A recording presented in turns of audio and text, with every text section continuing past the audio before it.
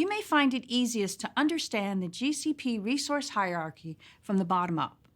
All the resources you use, whether they're virtual machines, cloud storage buckets, tables in BigQuery, or anything else in GCP, are organized into projects. Optionally, these projects may be organized into folders. Folders can contain other folders. All the folders and projects used by your organization can be brought together under an organization node. Projects, folders, and organization nodes are all places where the policies can be defined. Some GCP resources let you put policies on individual resources too, like those cloud storage buckets I mentioned. We'll talk more about cloud storage later in the course. In the meantime, remember that policies are inherited downwards in the hierarchy. All Google Cloud Platform resources belong to a project.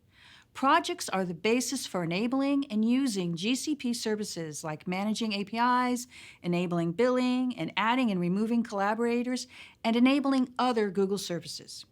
Each project is a separate compartment, and each resource belongs to exactly one. Projects can have different owners and users. They're built separately, and they're managed separately. Each GCP project has a name and a project ID that you assign.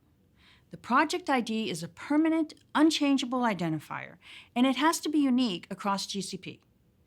You'll use project IDs in several contexts to tell GCP which project you want to work with. On the other hand, project names are for your convenience, and you can assign them.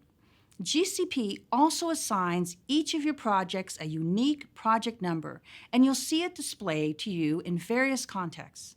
But using it is mostly outside the scope of this course. In general, project IDs are made to be human-readable strings, and you'll use them frequently to refer to projects. You can organize projects into folders, although you don't have to. They're a tool at your disposal to make your life easier. For example, you can use folders to represent different departments, teams, applications, or environments in your organization. Folders let teams have the ability to delegate administrative rights so they can work independently. The resources in a folder inherit IAM policies from the folder. So if Project 3 and 4 are administered by the same team by design, you can put IAM policies into folder B instead. Doing it the other way, putting duplicate copies of those policies on Project 3 and Project 4 would be tedious and error-prone. One word of caution: to use folders, you need an organization node at the top of the hierarchy. So what's that? Let's talk about it now. You probably want to organize all the projects in your company into a single structure. Most companies want the ability to have centralized visibility on how resources are being used and to apply policies centrally. That's what the organization node is for. It's the top of the hierarchy. There are some special roles associated with it. For example, you can designate an organization policy administrator so that only people with privilege can change policies. You can also assign a project creator role, which is a great way to control who can spend money. So, how do you get an organization node? In part, the answer depends on whether your company is also a G Suite customer.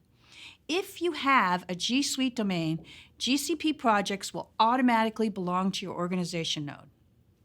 Otherwise, you can use Google Cloud Identity to create one.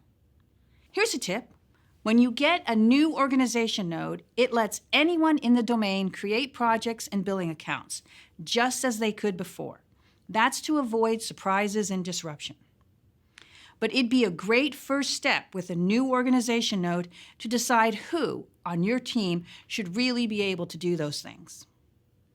Once you have an organization node, you can create folders underneath it and put it in projects. Here's an example of how you might organize your resources. There are 3 projects, each of which uses resources from several GCP services. In this example, we haven't used any folders, although we could always move projects into folders. Resources inherit the policies of their parent resource. For instance, if you set a policy at the organization level, it is automatically inherited by all its children projects. And this inheritance is transitive, which means that all the resources in those projects inherit the policy too. There's one important rule to keep in mind.